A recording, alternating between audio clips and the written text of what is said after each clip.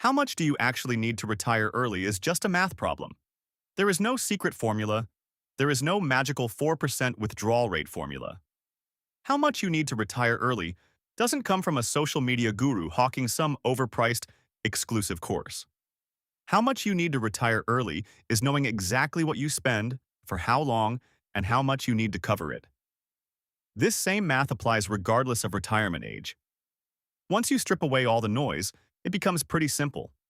I figured mine out without listening to good advice, and you can too. In this video, I'll break down exactly how to calculate how much you need to retire early. You'll walk away understanding the math, the mindset, and the method to get there. But before we go any further, yes, this is an AI voice, but a real person wrote this.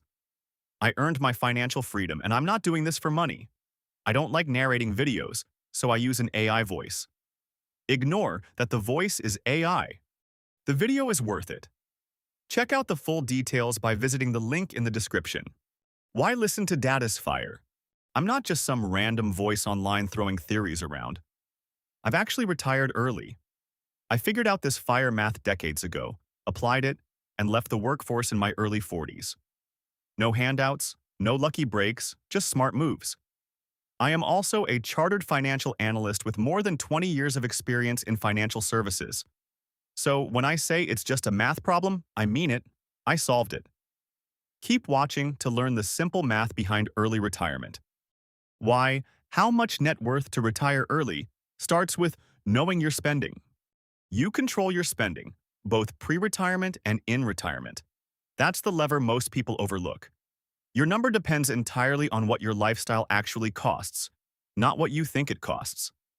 Here's how to calculate your expenses. I will dive deeper on each of these further in this video. What I recommend is 1.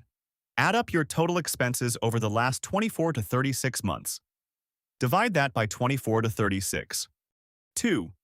Think about your purchases every 36 to 120 months. Cars, houses, appliances, unexpected medical expenses, big vacations, etc. Divide that by 36 to 120. 3. Multiply that previous number by the number of periods you think you'll need it. Example, if you divided by 120, then how many 10-year increments do you think you'll need it? 4. Add a buffer depending on how conservative you are. 5. Subtract out expenses that will fall off, like mortgages. You'll need to do creative math for that. 6. Project your healthcare expenses. Just go to the healthcare marketplace and simulate it as if you are signing up. 7. Make some assumptions about inflation. Now let's learn more about each of these. Determine your average monthly spend. Pull up your real expenses for the last 24 to 36 months. Add them all up, divide by 24 or 36, and now you've got your true average monthly spending. Until you know that, everything else is just guesswork. Your expenses set the baseline for how much you need to cover, so don't skip this step. Don't forget the big, irregular purchases. Here's where most people blow it. They forget the big stuff. It's easy to track rent and groceries, but what about those once-in-a-decade wallet punches? I'm talking about cars, houses, appliances, surprise medical bills, or that bucket list trip. You need to look at your last 36 to 120 months and see where those heavy expenses hit. Divide that total by the number of months. Then think about how many more decades you'll want, or need, to cover similar big-ticket purchases. This keeps your math honest. Don't pretend big expenses won't happen, they will. Subtract what won't be there forever. Now, let's clean up the equation. Not every expense sticks around forever. That mortgage? Eventually paid off. Student loans? Gone. Even the daycare bill disappears when the kids grow up and move out. You've got to take a hard look at your expenses and figure out what drops off in 5, 10, or 20 years. It's not straightforward. This is where you need to get a little creative with the math. But once you strip out those temporary expenses, you'll have a clearer, more realistic picture of what your long-term spending actually looks like. Don't skip healthcare costs. One of the biggest blind spots people have when they map out early retirement is healthcare. It's easy to ignore when an employer is footing the bill, but once you're on your own, it's an entirely different story. You can't just plug in some made-up number and hope for the best. Go straight to the healthcare marketplace, Pretend you're signing up today and see exactly what those premiums, deductibles, and maximum out-of-pocket numbers look like. Don't stop at the premium. Look at the full annual cost because one unexpected illness can wipe out the budget fast. Build those numbers into your plan early and adjust them for every stage of life. Ignoring healthcare is the fastest way to wreck your early retirement. Inflation, the quiet killer of early retirement plans. If you think today's dollars will stretch the same way in 20 years, you're already setting yourself up for failure. Inflation is the slow, sneaky drain no one talks enough about. It chips away at purchasing power little by little until suddenly what used to cover your monthly groceries now barely fills half a cart. Don't use some outdated static number. Factor in a reasonable inflation rate, usually around 2 to 3% annually. Over decades, that small percentage compounds into something massive. Failing to account for inflation means you'll wake up at 65 realizing your perfectly calculated nest egg won't cut it. Inflation isn't optional, it's reality, so plan for it. Add a buffer, because life happens. Even the best spreadsheets can't predict every curveball life throws at you. Things break, emergencies show up uninvited. Maybe you'll want to help out family or take that spur-of-the-moment trip. That's why you don't just calculate what you think you'll need, you tack on a solid buffer. Call it a safety net. Call it peace of mind, but don't skip it. Some people add 10%, some 20%, depending on how risk-averse they are. You know yourself better than anyone, so adjust accordingly. The goal is simple. Avoid running out of money because of something you didn't see coming. Here is how I recommend calculating an emergency fund. Calculate. The simplified math to retire young. Now it's time to tie all this together. Once you've got your true monthly expenses, including healthcare, inflation, big-ticket items, and your buffer, you're ready to run the numbers. Plug them into any time value of money calculator.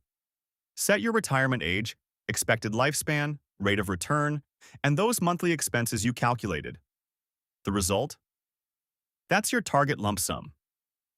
Watch how quickly the math adjusts when you tweak spending or expected returns. It's just plugging in real numbers and seeing the outcome. This is the same equation every fire story out there is based on. Time value of money. The formula. You actually need to retire early. Let's get this straight. Every financial plan boils down to understanding the time value of money. No need to overthink it. It's just a way to figure out how today's dollars grow or shrink over time. There are 5 basic parts, and once you know them, you can solve for anything. First is present value.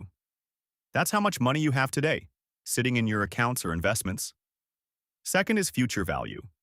That's how much you want or need to have later, say, the size of your nest egg at retirement. Third is interest rate, or rate of return. It's what you expect your money to earn each year. Keep it realistic, like 5%. Then there's payment. This is any money you'll add or take out over time. Are you saving regularly or withdrawing to fund your lifestyle? Finally, there's time. That's how many years you've got before you'll start needing the money, or how long you need it to last. Know any 4 of these and you can solve for the 5th. It's that straightforward. Plug them into any calculator and you'll see exactly where you stand. Income strategy. How you'll actually fund retirement. Most early retirees don't pin their financial freedom on the oft-cited 4% withdrawal rule, despite its popularity among those still grinding toward retirement. The 4% figure assumes you'll pull 4% of your portfolio annually, adjusted for inflation, to make your money last 30 years. But for those who've actually retired early, this formula often feels like a theoretical benchmark, not a one-size-fits-all solution. The reality is that funding early retirement hinges on your unique blend of income sources and asset base, tailored to your lifestyle and goals. The FIRE, Financial Independence, Retire Early. Community thrives on diverse strategies. Some retirees build income streams that fully cover their expenses, like rental properties or dividend portfolios. Others lean on a mix of assets, savings, brokerage accounts, or real estate equity and strategically withdrawing only when needed. Some even maintain side gigs, not out of necessity but for fun or extra cushion. But I would argue if you are working, you aren't retired. Every FIRE story is the same math, different assumptions. It might look like everyone has a different secret, but they're all working off the same framework. The only thing that changes is the inputs. Some people cut spending to the bone. Others build massive income streams. Some retire at 30, others at 50. The math never changes. It's just your preferences, lifestyle, and risk tolerance shaping the outcome. Once you understand that, you'll stop wondering if there's a magic formula. There isn't. It's all about how you tweak your assumptions to fit the life you want. Bottom line, you control the timeline. Here's what all this boils down to. You're in charge. You decide how much you spend, how much you save, how soon you want out. Every lever is yours to pull. If you want to retire early, it's not complicated. It's just math and mindset. Get real about your expenses, run the numbers honestly, and adjust until the plan works for you. No more excuses. No more waiting for permission. You've got the formula. Now use it.